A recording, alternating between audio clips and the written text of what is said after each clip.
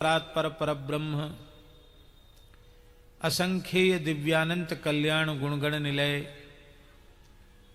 निखिल हेय प्रत्यनीक भक्त वांछा कल्पतरु भक्त वत्सल शरणागत वत्सल श्री सीताराम जी महाराज की महती कृपा करुणा से सिद्धाश्रम में, जहां स्वयं भगवान नारायण ने सुदीर्घ काल तक तप किया और जिसके संबंध में स्वयं भगवान श्री राम ने कहा सिद्धाश्रम वयम भवतु, यह सिद्धाश्रम सिद्धाश्रम हो जाए, आपकी वाणी सत्य हो। राम जी ने स्वयं जिसे सिद्धाश्रम कहा, ऐसी राम जी की श्रद्धा भूमि, राम जी की गुरु भूमि, राम जी का गुरु स्थान, यह अत्यंत पवित्र भगवान वामन के प्रादुर्भाव की भूमि श्री बक्सर धाम में श्री सीताराम विवाह महोत्सव में हम आप सब उपस्थित हैं और पूज्य श्री खाकी बाबा सरकार, पूज्य श्री भक्तमाली मामा जी महाराज, पूज्य गुरुदेव भगवान, इन सब की और अनेक रसिक सिद्ध संतों की भावमयी यहाँ सन्निधि है। वे ही कर्ता कारयिता हैं। उत्सव का सुख स्वाद उनके कारण ही है। उन समस्त पूर्वाचार्य रसिकाचार्यों के चरणों में हम सादर दंडवत प्रणाम निवेदन करते हुए सन्मुख विराजमान पूज्य श्री बसाओं पीठाधीश्वर जी, पूज्य श्री महंत जी एवं ऊपर विराजमान और सन्मुख विराजमान सभी पूज्य संतों को, वैष्णवों को हम यथा योग्य वंदन करते हैं। इस बार श्री किशोरी जी ने ऐसी कृपा की है कि 9 दिन तक यहाँ बैठकर भगवत चर्चा करने का सौभाग्य प्राप्त होगा। हमने तो महाराज जी को दंडवत करके कह दिया कि यह देह आपका है, आप भीतर प्रतिष्ठित होकर, वाणी में प्रतिष्ठित होकर जो बोलना चाहें, जैसे बोलना चाहें, जो कहना चाहें वो कहें और जो सुनना चाहें वो सुने। दास को वस्तुतः कोई बोध नहीं है, न तो भागवत का अभ्यास है, न भक्तमाल का अभ्यास है और राम कथा का तो बिल्कुल भी नहीं है। लेकिन बाबा की आज्ञा हो गई कि नहीं, रामचरितमानस का आश्रय लेकर के ही चर्चा करनी है और यहाँ चर्चा केवल विवाह तक ही होनी है। ये बहुत सुविधा की बात है और दास की गति बड़ी मंथर है। हमने अनेकों बार श्री राम कथा कही पर समय इतना कम पड़ जाता है 9 दिन का कि 9 दिन में प्रायः विवाह तक ही पहुंच पाते हैं। और अब तो श्री रेवासा धाम में वहां एक बात नई सुनने में आई। रेवासा धाम में ये बात सुनने में आई पूर्वाचार्य चरण के प्रसंग में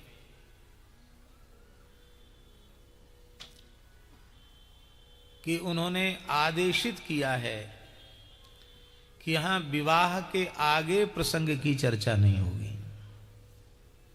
पूर्वाचार्य, इसलिए विवाह तक का ही प्रकरण है रेवासा धाम।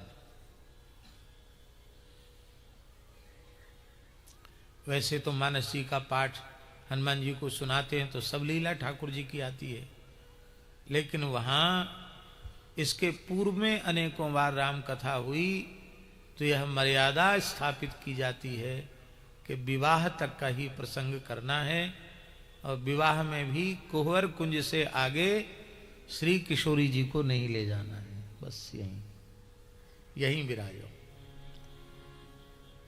तो वस्तुतः हम लोग भाव पक्ष की दृष्टि से श्री मिथिला में ही विराजमान हैं, इसलिए श्री ठाकुर जी किशोरी जी के प्राकट्य से लेकर के और विवाहोत्सव की चर्चा हम लोग मानस जी का आश्रय लेकर के करेंगे।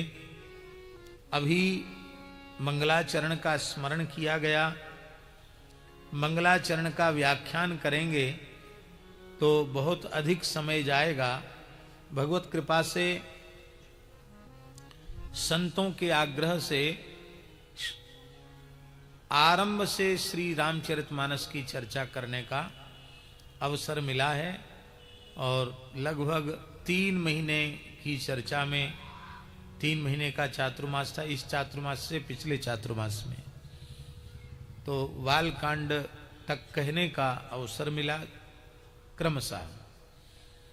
और फिर पथमेड़ा में पिछली वर्ष मनोरमा गोलोक तीर्थ में अयोध्या कांड तक करने का अवसर मिला। फिर कुंभ आ गया तो अरण्य कांड आरंभ किया गया और फिर वहाँ भी पूरा नहीं हो पाया अरण्य कांड। फिर गंगा तट पर भी कुछ चर्चा हुई और इस तरह से क्रमशः चर्चा करते हुए हम लोग सबरी जी के चरणों तक पहुँचे हैं।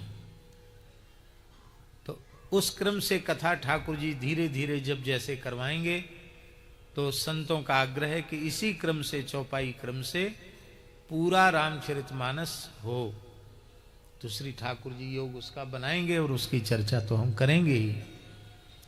तो इन सब भावों की चर्चा भगवत कृपा से पूर्व में हो चुकी है, इसलिए संक्षिप्त चर्चा करते हुए हम चल रहे हैं। गोस्वामी श्री तुलसीदास जी महाराज ने मंगलाचरण किया। मंगलाचरण में वाणी विनायक का स्मरण किया और वाणी विनायक तो हैं ही। वस्तुतः श्री किशोरी जी भी वाणी है, क्योंकि गिरा अरथ जल बीच सम कहियत भिन्न न भिन्न, बंदऊ सीता राम पद जिन्हि परम प्रिय खिन्न।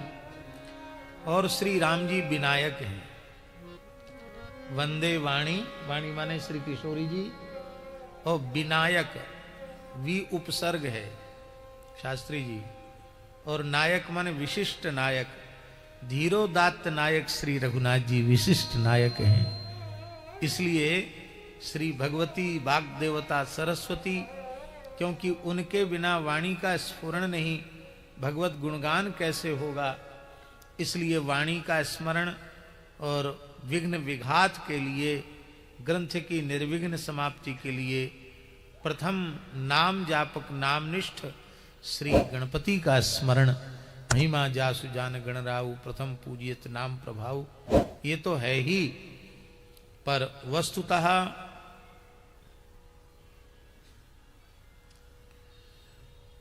वर्णानाम अर्थसंघानाम रसानाम छंदसामपि मंगलानांच कर्तारौ वंदे वाणी विनायकौ। इस श्लोक में, मंगलाचरण के प्रथम श्लोक में वाल कांड से लेके उत्तर कांड तक संपूर्ण श्री सीताराम जी का चरित्र प्रतिष्ठित है। इसकी चर्चा हम जब क्रम से कर रहे थे उस प्रसंग में हम कर चुके हैं। वर्णा नाम से लेकर के, वर्णा नाम में वालकांड है, अर्थ संघा नाम में अयोध्या कांड है, रसा नाम में अरण्य कांड है, और सुंदर कांड छंद माने जातियां, बंदर भालुओं की जातियां, और युद्ध कांड है राक्षसों की जाति प्रजाति, इनका युद्ध, और अंत में राम राज बैठे त्रैलोका, हर्षित भये गए सब शोका, मंगलानांच कर्तारौ।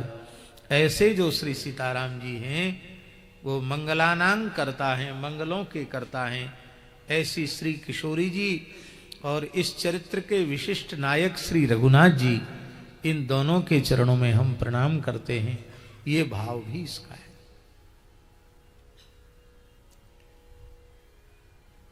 पूज्यपाद पंडित जी महाराज का भाव है प्रातः स्मरणीय पंडित श्री गया प्रसाद जी महाराज का भाव कि साधक की सर्वोपरि पूंजी श्रद्धा है। इसलिए साधक को कर्तव्य है कि वो श्रद्धा को संभारतो रहे, श्रद्धा कम न हो जाए, श्रद्धा का क्षरण न हो। जैसे लोभी निरंतर धन की वृद्धि के प्रयत्न में लगा रहता है, ऐसे ही साधक को अपनी श्रद्धा के संवर्धन के प्रयत्न में लगा रहना चाहिए। और श्रद्धा और विश्वास का गठजोड़ है। श्रद्धा भगवती पार्वती हैं, तो विश्वास का प्रतीक भगवान शिव हैं। तो बिना श्रद्धा विश्वास के जो सिद्ध जन हैं, वे भी अपने अंतःकरण में प्रतिष्ठित भगवान का अनुभव नहीं कर सकते। जो ज्ञानमय है, नित्यमय, नित्य शिवस्वरूप गुरुदेव हैं, जिन शिवस्वरूप गुरुदेव की ऐसी महिमा है कि द्वितीया का चंद्र जो सबसे अधिक क्षीण होता है, वह चंद्र भी जिनके जटा मुकुट पर विराजमान हो जाने के कारण वंदनीय दर्शनीय हो जाता है। प्रत्येक मास के शुक्ल पक्ष की द्वितीया को चंद्र दर्शन करते हैं, तो उस चंद्र दर्शन से साक्षात शिव दर्शन का पुण्य प्राप्त होता है। वस्तुतः गुरु ही शिव स्वरूप है। हम लोग टेढ़े मेढ़े जीव भी गुरुदेव की शरण में आ जाते हैं, तो वे गुरुजन इतने करुणामय हैं कि जो चरण शरण में आता है उसे भी सिरोधार्य कर लेते हैं, अंगीकार कर लेते हैं। और गुरुदेव जिसे अंगीकार कर लेते हैं, वो चाहे जैसा सर्वसाधन शून्य क्षीण दुर्बल जीव ही क्यों न हो, यदि हृदय से, अंतःकरण से, भाव से अपना तनमन सर्वस्व गुरु चरणों में निवेदित कर दिया है, तो वह वंदनीय हो जाता है। ये भाव गोस्वामी जी का है। यह श्री सीताराम जी के गुणों का जो समूह है, वह एक विशाल वन के समान है। और उस वन में विहार करने वाले दो महानुभाव हैं, एक कवीश्वर हैं और एक कपीश्वर है। कवीश्वर आदि कवि महर्षि वाल्मीकि जी महाराज, और कपीश्वर श्री हनुमान जी महाराज। ये दोनों ही श्री सीताराम गुणग्राम पुण्यारण्य में विहार करने वाले हैं। ऐसे विशुद्ध विज्ञान स्वरूप श्री कवीश्वर महर्षि वाल्मीकि और कपीश्वर श्री हनुमान जी को प्रणाम करते हैं। उत्पत्ति पालन संहार का जो मूल कारण है, क्लेश को हरण करने वाली हैं, संपूर्ण श्रेय का निष्पादन करने वाली हैं, संपूर्ण प्रकार का कल्याण करने वाली जो सीता जी हैं, उनके चरणों में, श्री राम वल्लभा श्री सीता जी के चरणों में हम प्रणाम करते हैं। यहाँ एक बात ध्यान देनी पड़ेगी हम लोगों को कि उत्पत्ति, स्थिति और संहार ये स्वयं श्री किशोरी जी करती हैं, ये भाव गोस्वामी जी का नहीं है। क्योंकि तुलसी साहित्य का जब हम आश्रय लेते हैं और उसमें मुख्यतया श्री रामचरितमानस का, तो गोस्वामी जी का भाव क्या है? उपजहि जासु अंश गुण खानी, अगणित लक्ष्मी उमा ब्रह्माणी।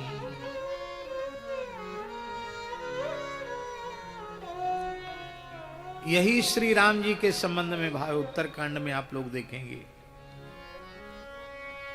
इसलिए जिनके संकल्प मात्र से अनंतानंद ब्रह्मांडों की उद्भव कारिणी शक्तियां प्रकट होती हैं, पालन कारिणी शक्तियां प्रकट होती हैं, संहार कारिणी शक्तियां प्रकट होती हैं, उन श्री किशोरी जी को, श्री राम वल्लभा जी को हम प्रणाम करते हैं। स्वयं तो वे अपने प्राण जीवन धन के साथ नित्य विहार में ही निमग्न रहती हैं, उन्हें स्वयं इस कार्य को करने की आवश्यकता नहीं है। उनके अंशांश से भी यह सब कार्य संपादित हो जाते हैं। जिनकी माया के वशीभूत यह संपूर्ण विश्व ब्रह्मादि देवता असुर हैं, जिनकी सत्ता से रज्जु में सर्प की तरह यह, जैसे रज्जु में सर्प की प्रतीति मिथ्या है, ऐसे ही साक्षात श्री सीताराम जी का स्वरूप जगत जड़ चेतन जग जीव जत सकल राममय जान, बंदऊ तिनके पद कमल सदा जोर जुगुपान। ब्रह्मात्मक जो जगत है उसकी ब्रह्मात्मक रूप में अनुभूति न हो करके और जड़ जगत के रूप में अनुभूति हो रही है, इसी का नाम माया है। रज्जौ यथा हेर ब्रह्मा। और जिन भगवान के चरणों का आश्रय कोई भाग्यशाली जीव ले लेता है तो उसको मानो भव सागर से पार उतरने के लिए जहाज प्राप्त हो गया है। जहाज में बैठा हुआ व्यक्ति बिल्कुल भी तैरना न जानता हो और जहाज का आश्रय ले ले तो बड़े से बड़े समुद्र को पार उतर जाता है। जिन श्री सीताराम जी के युगल चरण कमल भव सागर से पार उतरने की एकमात्र नौका हैं, वो समस्त कारणों के परम कारण जो भगवान श्री राम हैं, उनकी मैं वंदना करता हूँ। उन राम जी का नाम रामाख्यमीशम हरिम, राम है जिनकी आख्या, ऐसे जो श्री हरि हैं मैं उनकी वंदना करता हूँ। श्रीमद् रामचरितमानस में क्या है, गोस्वामी जी कहते हैं अनेक पुराण वेद और आगम निगम ग्रंथों से सार सार यहाँ समुद्रित किया गया है। वो जो कुछ यहाँ लिखा गया है वह अनेक पुराण वेद शास्त्र से सम्मत है। शास्त्र से असम्मत कोई भी बात रामचरितमानस में नहीं कही गई। हमने बड़े प्रामाणिक महापुरुष से यह बात सुनी कि पूज्यपाद स्वामी श्री करपात्री जी महाराज, जो श्री सीताराम विवाह महोत्सव में भी जिनका पदार्पण हो चुका है, पूज्य बक्सर वाले महाराज जी के आग्रह से, उन्होंने एक बार कहा और इस बात के साक्षी थे पूज्य धर्म संघ वाले गुरु जी, उनके सामने कहा कि संतों की वाणियां सब बहुत अच्छी हैं और जीव जगत का कल्याण करने वाली हैं, पर सब की सब वाणियां हमारे गले के नीचे नहीं उतरती। संतों की वाणियां, अनेक संत हैं भक्ति काल के, उनकी रचनाएं हैं। केवल और केवल गोस्वामी तुलसीदास जी ऐसे कवि हैं कि जिनकी संपूर्ण वाणी मेरे गले के नीचे उतर जाती है, क्योंकि शास्त्र के विरोध में, सदाचार के विरोध में एक अक्षर भी तुलसीदास जी ने नहीं कहा। इसलिए गोस्वामी जी की वाणी 16 आना मेरे लिए ग्राह्य है, ऐसा करपात्री जी ने कहा। वस्तुतः ऐसा ही है।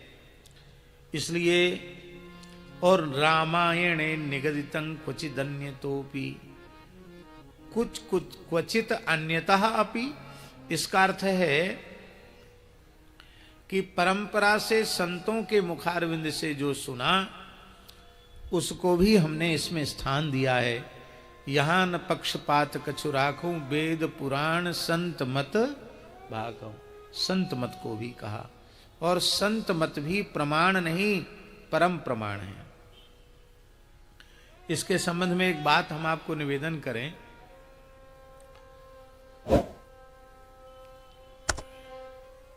एक बहुत बड़े महापुरुष ने एक बार हमसे कहा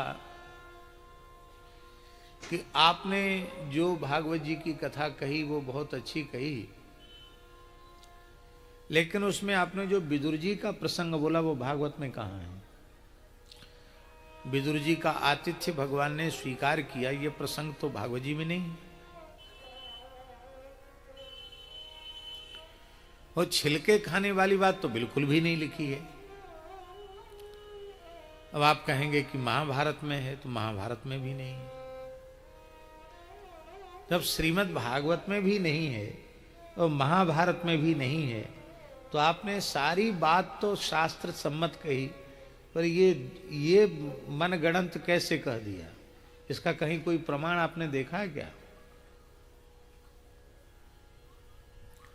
मर्यादा के कारण उन श्रेष्ठ महापुरुष का हम स्पष्ट नामोच्चारण नहीं कर रहे हैं। उनके चरणों में हम प्रणाम करते हैं। वे भी हमारे पूज्य महापुरुष, भारतवर्ष की संत परंपरा के मूर्धन्य महापुरुष रहे हैं।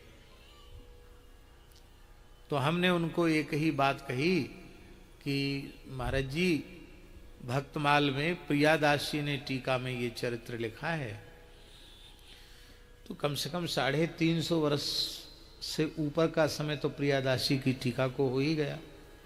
इतना पुराना प्रमाण तो है ही। फिर सूरदास जी ने भी स्मरण किया, नामदेव जी ने स्मरण किया, नरसिंह मेहता ने स्मरण किया। तो इतने भगवत प्राप्त संत आचार्य विदुर जी के आतिथ्य का स्मरण कर रहे हैं। साग विदुर घर खायो, अथवा केले की बात भी स्मरण कर रहे हैं, तो यह अप्रमाण तो नहीं हो सकते। बोले हम ये नहीं पूछ रहे हैं आपसे प्रमाण अप्रमाण, आर्ष ग्रंथ में तो इसका प्रमाण है नहीं। फिर उन्होंने कहा भक्तमाल कोई प्रमाण है? हिंदी का ग्रंथ है, वो कोई प्रमाण है? तो हमको इससे बड़ी पीड़ा हुई। फिर दास ने पूज्य गुरुदेव भक्तमाली जी को निवेदित किया। उन्होंने कहा जो भक्तमाल को प्रमाण नहीं मानते, हम उनके उस वचन को प्रमाण नहीं मानते, हम उनको प्रणाम करते हैं। और महाराज जी ने कहा कि शास्त्र में प्रक्षिप्तांश संभव है, किंतु संत की अनुभूति का जो विषय बना है उसमें संदेह का तनिक भी अवसर नहीं है। इसलिए संत मत ग्राह्य है, आदरणीय है, श्रद्धा पूर्वक स्वीकार करने के योग्य है। इसलिए क्वचित अन्यतोपि, अन्यतोपि का अर्थ ये नहीं है कि ऐसी किंवदंतियों के आधार पर तुलसीदास जी ने कुछ लिख दिया हो। स्वयं संतों की अनुभूति के आधार पर भी जो उपयुक्त था सिद्धांत विवेचित करना, उस सिद्धांत को भी गोस्वामी तुलसीदास जी महाराज ने अपने ग्रंथ में आश्रय दिया है। ऐसे इस दिव्य ग्रंथ को तुलसीदास जी कहते हैं अपने अंतःकरण के सुख के लिए और जीव जगत के परम उपकार के लिए भाषा में, बोलचाल की भाषा में इस ग्रंथ की मैं रचना करता हूं। ये बात बहुत प्रसिद्ध है कि पहले तुलसीदास जी ने संस्कृत में ही लिखा, लेकिन भगवान शिव उसकी चोरी कर लेते थे। बड़े दुखी हो जाते, दिन भर लिखते हैं और सवेरे होते ही गायब कहाँ से हो जाता है। तब शिव जी ने कहा कि वो तो आप वाल्मीकि रूप में बहुत कुछ लिख चुके हैं, आगे संस्कृत भाषा का ह्रास होने वाला है, इसलिए सब लोग रामचरित्र का लाभ ले सकें, इसलिए भाषा में ही इसको लिखो। तो इसलिए भगवान शिव की आज्ञा से तुलसीदास जी इसको भाषा में लिख रहे हैं। पुनः मंगलाचरण में गणपति स्मरण पूर्वक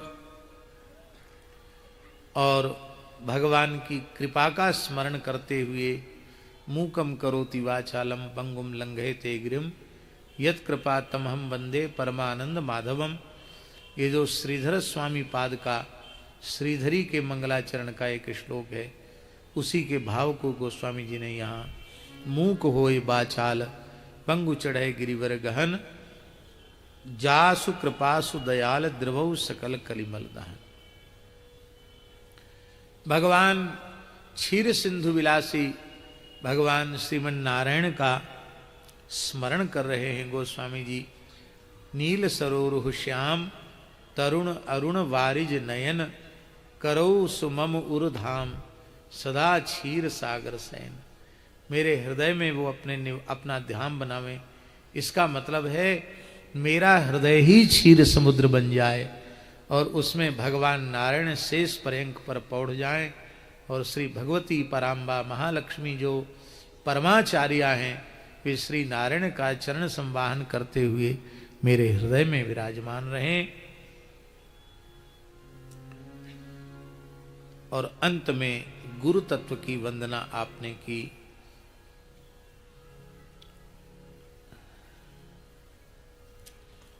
और बड़ी विलक्षणता है गोस्वामी जी की शैली में। गुरु तत्व की वंदना करते हुए गोस्वामी जी ने गुरु साक्षात भगवान का स्वरूप हैं। आचार्यम माम विजानीयात नाव मन्येत करहिचित न मर्त्य बुद्धिया सूये तो सर्वदेव मयो गुरु। इस तत्व का प्रतिपादन तो उन्होंने किया ही। विशेष बात यह है कि इस तत्व का प्रतिपादन करते हुए गोस्वामी तुलसीदास जी महाराज ने अपने सद्गुरु भगवान का पवित्र स्मरण किया है। श्री स्वामी नरहरि आनंद जी, श्री स्वामी नरहरि दास जी का आपने मंगलमय स्मरण किया है। और महाराज जी, स्वामी जी देखिए, गोस्वामी जी की अद्भुत मर्यादा, शास्त्र की मर्यादा। आत्मनाम गुरुर नाम नामातिक कृपणस्य च श्रेयस कामो न गृहणीयात् ज्येष्ठापत्य कलत्रयो। आत्मनाम, बहुत से लोगों का अभ्यास होता अपना नाम लेकर बातचीत करने का। अपना नाम नहीं लेना चाहिए। कोई पूछे तो, कोई पूछे कि आपका शुभ नाम क्या है,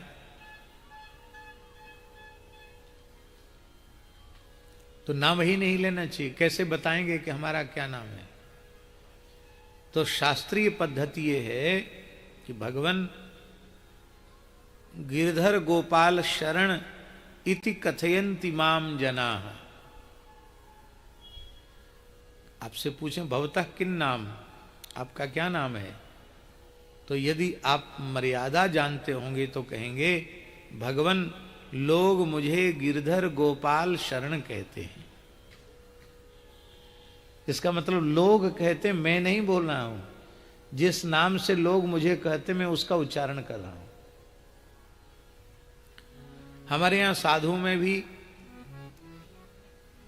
नाम पूछा जाता तो इसी पद्धति से बताते हैं।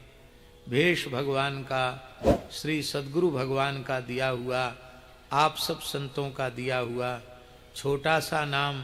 अब संतों ने जो गुरुजनों ने नाम दिया हम उसको बता रहे हैं, हम अपना नाम नहीं लें। दासानुदास अमुक दास यह लोग मुझे कहते हैं, ये परंपरा है। गुरोर नाम, गुरुजनों का नाम भी नहीं लेना चाहिए।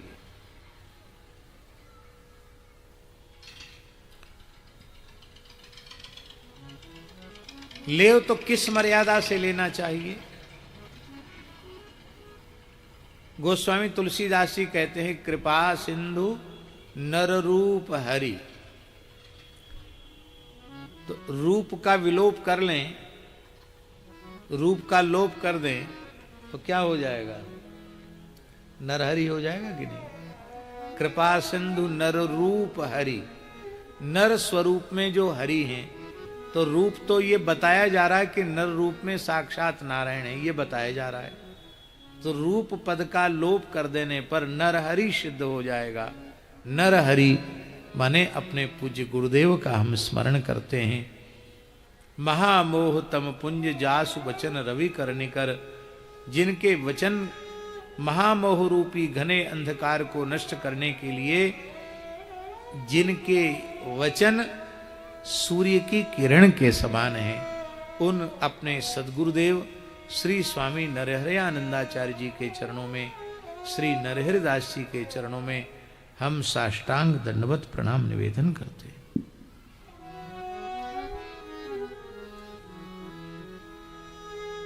एक बार एक जिज्ञासा पूज्य श्री गुरुदेव भक्तमाली जी के चरणों में दास ने की।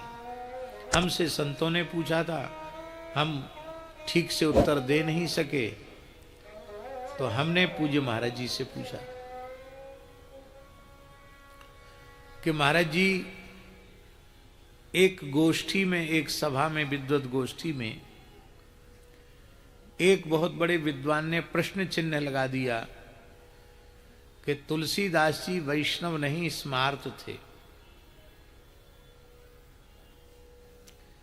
वृंदावन की एक गोष्ठी में हो, और एक बहुत बड़ी जगह पर यह बात कही गई। कभी बताएंगे कहां कही गई ये बात। और कहा कि वो पर इन बैरागियों ने उनको हठात बलात् अपने संप्रदाय का घोषित कर दिया।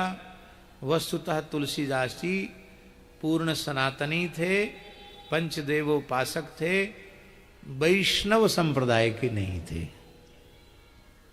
हम भी उस सभा में थे। दास को बोलने का अवसर आया तो मैंने कहा कि जिन महानुभाव ने ये विचार व्यक्त किए हैं उनका हम अनादर तो नहीं करते हैं, लेकिन हमको लगता है कि उनको गोस्वामी तुलसीदास जी की गुरु प्रणाली, गुरु परंपरा का बोध नहीं। फिर जगत गुरु श्री रामानंदाचार्य जी से लेकर के और तुलसीदास जी तक की गुरु परंपरा का हमने स्मरण कराया।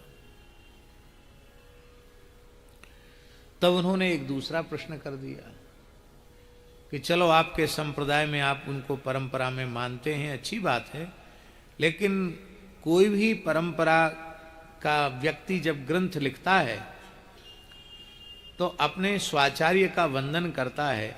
उन्होंने श्री रामानंदाचार्य जी का कहाँ वंदन किया?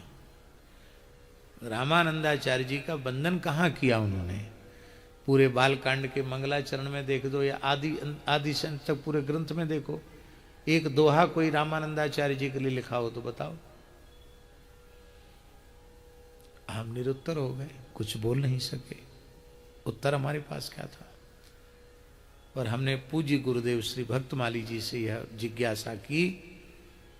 तब उन्होंने कहा, प्रसन्न होकर और गदगद कंठ से कहा, बोले पंडित जी महाराज, श्री राम जी में और श्री रामानंदाचार्य जी में गोस्वामी जी ने भेद ही नहीं माना।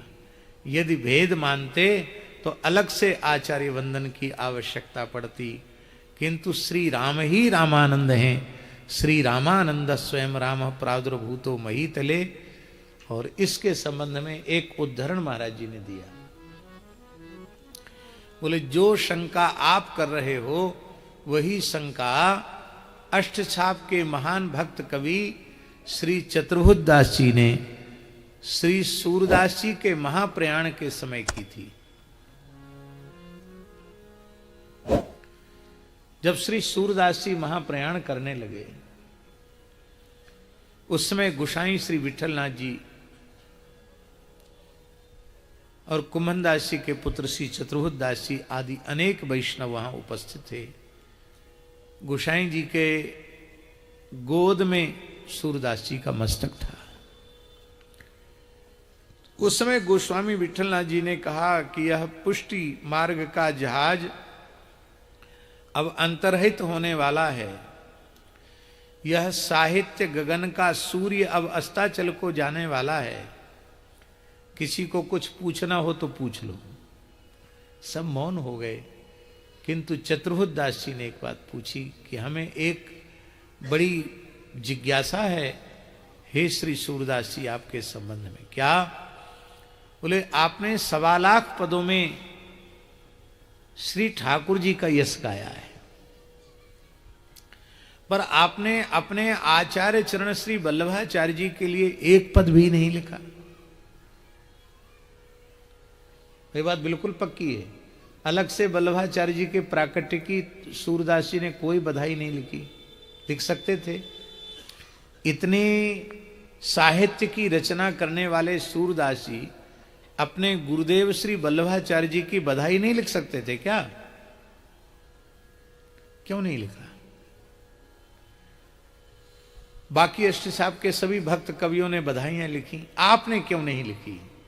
आपकी आचार्य निष्ठा कम है यह तो सोचना भी अपराध है। आप में महान आचार्य निष्ठा है, पर आपने स्वतंत्र रूप से आचार्य यशोगान क्यों नहीं किया? तो महाराज जी ने कहा कि पंडित जी, सूरदास जी के अंतिम क्षण के शब्द हैं कि भैया चतुर्भुज दास, मैंने श्री कृष्ण में और श्री आचार्य में भेद ही नहीं मान्यो। मैं तो अब तक यही मान तो आया हूं कि 1.25 लक्ष पदन में मैंने अपने समस्त पदन में श्री आचार्य को ही यशोगान कियो है। पर अब तुम श्रवण करनो ही चाहो तो अंतिम में आश्रय को पद श्रवण कर लो। और भरोसो दृढ़ इन चरणन केरो, श्री बल्लभ नखचंद्र छटाविन सब जग माही अंधेरो। साधन और नाहिया कली में जासो होए निवेरो। सूर कहा कह द्विध आंधरो, बिना मोल को चेरो। भरोसो दृढ़ इन चरणन केरो। अब यहां भी एक बड़ी विलक्षण बात है। यहां एक ही पद में भगवदयश और आचार्यश का युगपद गायन है। भरोसो दृढ़ इन चरणन केरो। भरोसो दृढ़ इन चरणन केरो। भरोसो दृढ़ इन चरणन केरो।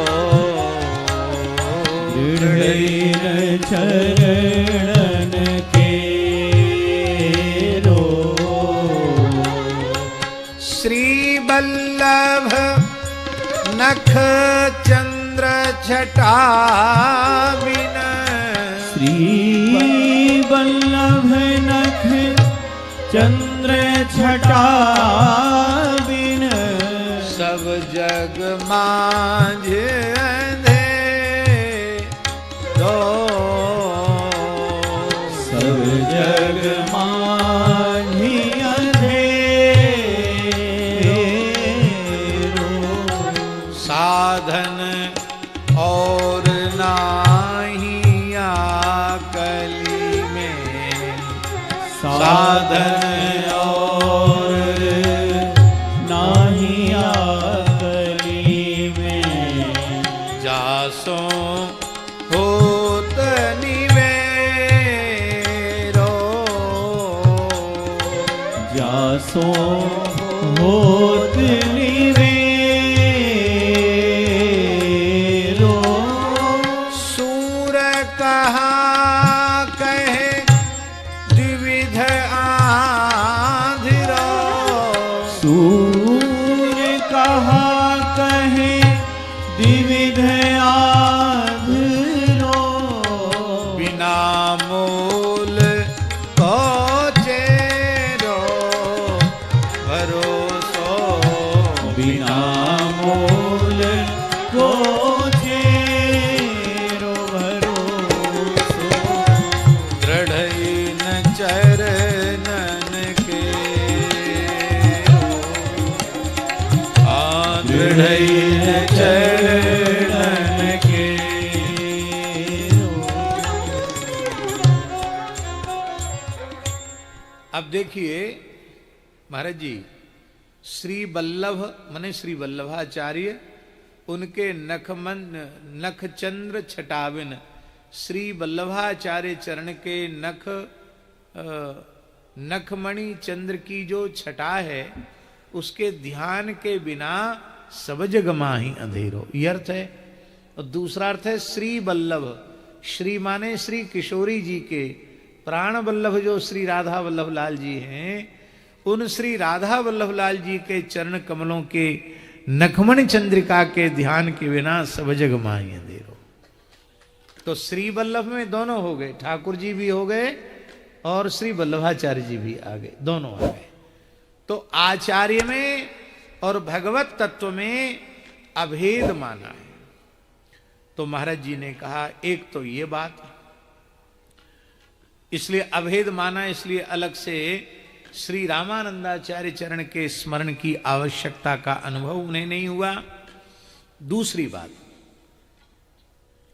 गोस्वामी जी चाहते हैं, वाह जय हो, गोस्वामी जी चाहते हैं कि संपूर्ण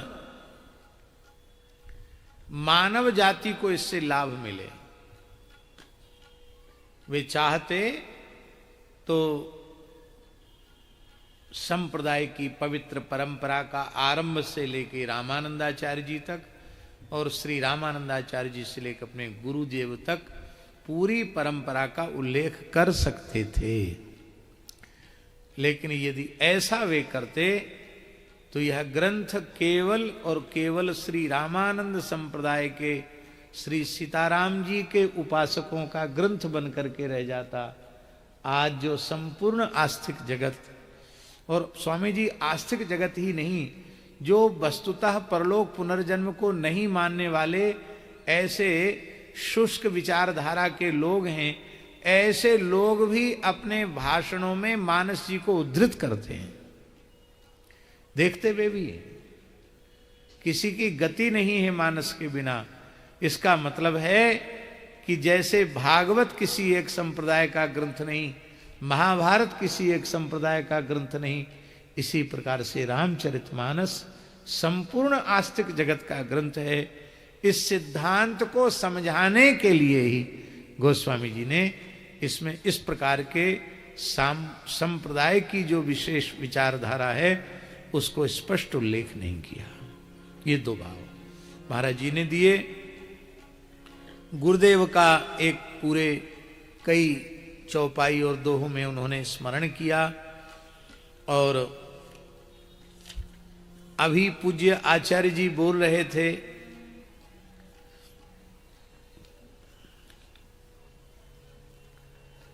मंगलादीनि मंगल मध्यानि मंगलांतानि च शास्त्राणि प्रथन्ते। महाभाष्यकार पतंजलि जी की ये उक्ति है और मंगलाचरण की शिष्ट परंपरा है। और मंगलाचरण संक्षिप्त से संक्षिप्त भी है और विस्तृत से विस्तृत भी है। व्याकरण शास्त्र के प्रणेता महर्षि पाणिनि का मंगलाचरण अत्यंत संक्षिप्त है। पाणिनि जी एक श्लोक भी नहीं लिख रहे हैं मंगलाचरण के रूप में। श्री गणेशाय नमः, हरि ओम तत्सत कुछ तो कहते, ओम ही कहते, वो कुछ नहीं। सीधे अष्टाध्यायी ग्रंथ का आरंभ वृद्धिरादैच सूत्र से अष्टाध्यायी ग्रंथ का आरंभ कर रहे हैं। और वृद्धिरादैच सूत्र के महाभाष्य में भगवान पतंजलि लिख रहे हैं कि आदैच्य वृद्धि, यह महर्षि पाणिनि को पढ़ना चाहिए था, क्योंकि अदेंग गुण, अनेक सूत्रों का उदाहरण दे रहे हैं, अत और एंग इनकी गुण संज्ञा होती है, तो आदैच्य वृद्धि ही ये कहना चाहिए था। क्योंकि पहले संगी फिर संज्ञा, पहले संगी फिर संज्ञा। पर यही एकमात्र सूत्र में वृद्धि शब्द का आरंभ में प्रयोग क्यों करते हैं? तो भाष्यकार महाभाष्यकार पतंजलि जी ने कहा आचार्यः वृद्धि शब्दम मंगलार्थम आदितः प्रयुंक्ते। मंगलाचरण के लिए वृद्धि शब्द का उच्चारण किया। वृद्धि शब्द कह करके ही पाणिनि ने मंगलाचरण कर लिया कि पाठक उपासक सबकी परम वृद्धि हो, उनका अभ्युदय हो, कल्याण हो, ये उनका मंगलाचरण है वृद्धि शब्द से। मानसिक मंगलाचरण से भी काम चल सकता, पर शिष्ट परंपरा की संरक्षण के लिए कि यदि शिष्य भी प्रशिष्य भी ग्रंथ रचना में समर्थ हो में, तो वे भी मंगलाचरण की परंपरा को आदर दें। इसलिए श्लोकतः मंगलाचरण करने की परंपरा है। तो संक्षिप्त से संक्षिप्त मंगलाचरण और विस्तृत से विस्तृत मंगलाचरण। यदि हम भक्ति साहित्य में देखें, शास्त्री जी, भक्ति साहित्य में देखें तो सबसे विस्तृत मंगलाचरण गोस्वामी तुलसीदास जी का। इतना बड़ा मंगलाचरण न भूतो और न भविष्यति। इतना बृहद मंगलाचरण आज तक हमारे ध्यान में तो नहीं आया। हमारे ध्यान में नहीं आया कि इतना बृहद मंगलाचरण किसी महापुरुष ने किया हो। इसका मतलब है कि और किसको छोड़ा ये बताओ, मंगलाचरण में छोड़ा किसको? सबका स्मरण किया है।